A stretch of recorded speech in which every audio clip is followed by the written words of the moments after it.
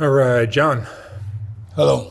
John, where'd you grow up? Where are you from originally? I grew up in Shreveport, Louisiana, in the bayou, in the country. And it's amazing. My mother and father separated when I was 3 years old. My dad took us on the Arkansas side. So they live out in the country, like 1 mile away from civilization. Closest thing we had to it was the graveyard. Me and my brother Mike. And my youngest brother, my mother gave him away. So I always had defects. I wanted to be with my mother and my dad. But they lived on a little farm. They had 9 acres. My grandparents, they worked hard, real tight. Always wanted to save penny, pinch penny. We had to pick cotton, $2 all day, and all I got was a nickel out of that. So I went to all black school from the beginning. Then one day they busted to the white side of town and was integrated. And I met a man named Reverend Joyner. He was a school teacher. He was a preacher. People come every Sunday and watch this man. And I was just a kid. And he always would act funny. And I knew better because his hand movement, his swagger. And he was a married man to Miss Joyner. Both of them were biology teachers. He always invited us over to his house. Then one day, me, Dennis said, and Mike went to his house. Back in 75, 74, $5 was a lot of money. We can go across the state line and get beer, Pap with ribbon, hot beer for $3, 12 pack. So faithfully, this man would take us in his Cadillac, and when we go through the little town, have us lay down in his back seat, because he didn't want nobody to know. We would go to his house, he'd give us $5. We'd have sex with him. But I tried to explain to my grandmother, she didn't want to hear none of that. She said, hush up, boy, he's a good man. And it go deeper than that. So he started having sex with all the kids in the town. And people would think highly of him, especially my grandmother, my cousin. He's a good man, he's a teacher, he's a preacher. He made somebody himself where he was having sex with all the kids behind the church, in the church, at my uncle's house.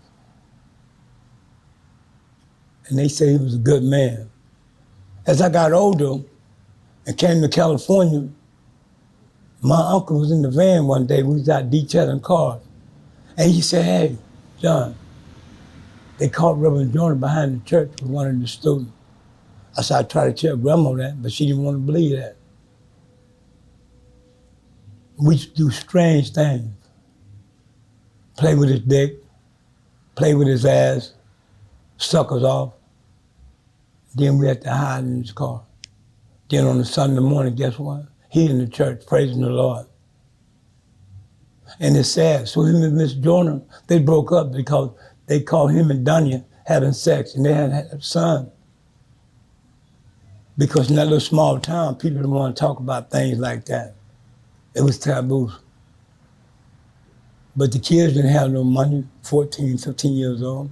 Hell, we were fucking poor. Barely making it. Had to go out and pick peas and shell peas, go fishing and shit. But them $4 or $5 was a lot of money, a lot of money. But what we had to do to get it. He's supposed to be a decent man, a coming man, somebody to look up to. But unfortunately, he was just a bruiser, a molester. Putting shit in our penis. Said, Earl, Denny, they would laugh. And they said I was strange. We couldn't talk to Grandpa about it. He didn't want to hear none of this shit. So what we do? We would fucking get drunk.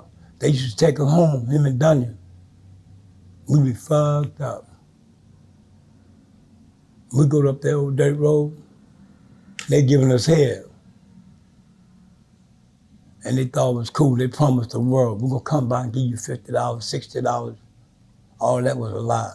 They come back, with a bottle of booze on Friday, gin. And I tried to make it to school one day. Done picked me up because I missed the school bus. Left my glasses in the house. Right now, I'm wearing eye implants. I used to wear glasses, thick-ass glasses, sit in front of the class. Kids would laugh at me. And when I came to California, Monty bought me a pair of glasses on Vernon, Vermont for $50. I could see the world. Back I was still blind because I needed someone to talk to. They didn't want to hear the shit.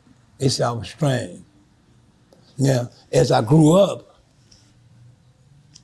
and they go back to a family reunion, some people started talking, and all began to come out, and they just laugh about it. Oh boy, he just a faggot, he just this and that. They just laugh about it. And that leaves a defect, not in my common sense, not in my mind, but way away, because when I think of dumb shit, I be wanting to drink every fucking day, because I couldn't tell nobody. Because everybody looked up to him. The principal, I remember one day, Donnie picked me up, and I drank that whole bottle. We stood about 6 miles away from the school, and I began to walk, staggering like a motherfucker. I got to the school, I see Tony Johnson, Kay Stewart. So I taught myself to be smart, to go in the library, crawl up on the table and go to sleep. But they saw me, they took me to the principal's office. I threw up. I got expelled from school. I went and started breaking out the window because I knew some shit finna go down. Reverend Jonah takes me home, dropped me off at the goddamn road, give me some head in the car. Want me to play with his fucking nipples. But he wouldn't go up the road, drop me off. My grandmother and a friend of ours took me back up to the school and said, no, he can't come here no more. He got drunk because they didn't want to hear the real list of what I was going through. No, they didn't want to hear that because they looked up to him. He's a school teacher, he was a preacher. Even his wife, Miss Junior, kept it on the down low. Fucked up. Very fucked up. Their little town, maybe population 299, Emerson, Arkansas. Google it. It's fucked up. We had to go to the secondhand store, get clothes. And my grandmother get jeans for me and Mike, fucking this long, and put patches on her knee. She didn't have much of an education. My granddad had a third grade education, worked at a sawmill, but I needed that extra money. I wanted to be cool, but I was going through something. Every time you pull up to a church or to one of them juke joints, he was the man of the hour. Everybody looked up to him. He was the reverend, the preacher, the nice guy, but he wasn't fucking shit. We talking back in 74, 75. I can go a little further than that. But I couldn't talk about it. They didn't want to hear me. Hush up. That's a good man. Shit. And finally came to the surface. He was back in church, one of the students, Forest Grove Church. And then they just laughed. That's what I tried to tell them that a long time ago. They didn't want to hear it. But we got older, and I still got a defect in my motherfucking head. But it doesn't matter today. I just keep on going. It is what it is. How has this affected your adult life? It affected my adult life when I come into people's gaze when I was, just at 14 or 15, because it wasn't in the open back down there like out in California. I would try to stay away from these people. But when I went to prison, I understood we all have problems. Some people don't want to talk about it. They just live in miserable little company. I was one of them miserable motherfuckers. Mad at the world, angry at the world. It's sad, but it's true.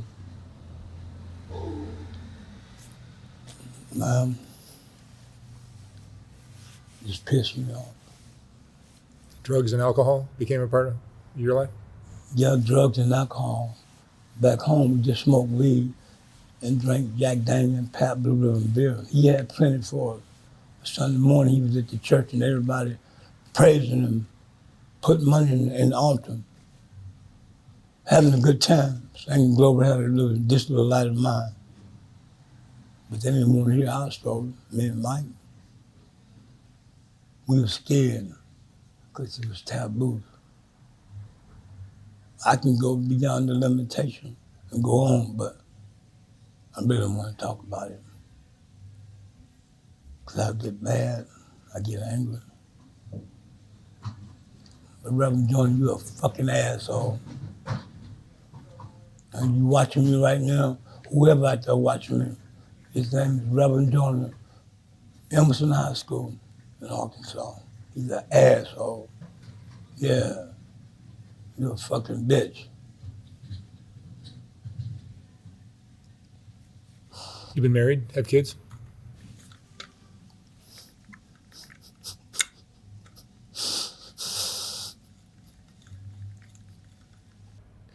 I was just going to ask about your adult life. You've had kids? I got one son. You were married or no? Never been married. He's in Michigan. You what? He's in Michigan. He's in Michigan. Where are you staying now? I stay in my tent. Do you have a tent? Yeah. How long you been out here in Skid Row? 86. Since 86? No, since 72 came out here. I've been downtown since 86. Hotel to motel, here and there, getting high, getting drunk, trying to find something that ain't there. What's your drug now? Shit, I was smoking crack, and occasionally I smoke some Chris to stay up. Alcohol too? Yeah, I drink alcohol every day. I got screws in both of my toes, and they give me tramadol. The shit don't even work. When I'm walking down the street, these screws in both my toes, I be hurting like a motherfucker. I just take a little hit of cocaine or snort it. Keep from hurting, man. Keep from fucking hurting. Helps with the pain. Yes, you have the pain. And when I take my shoes off, if I touch something cold, sharp pain, then I have a walker. I need 2 walkers taken from me. Fucking about 6 tents taken from me. It's a dog world, man. And we got a lot of people down here that have been through the same thing, but they don't want to talk about that. It was hard for me to talk about it, but it's true.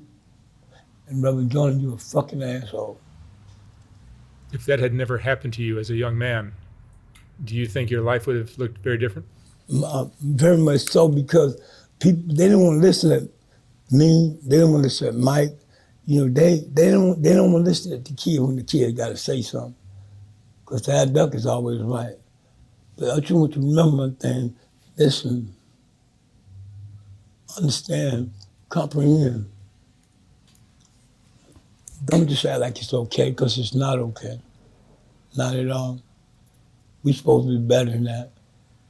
How did it make you feel as a young man that no one would listen to you? Well, I got angry. I would go out in the cornfield and cuss.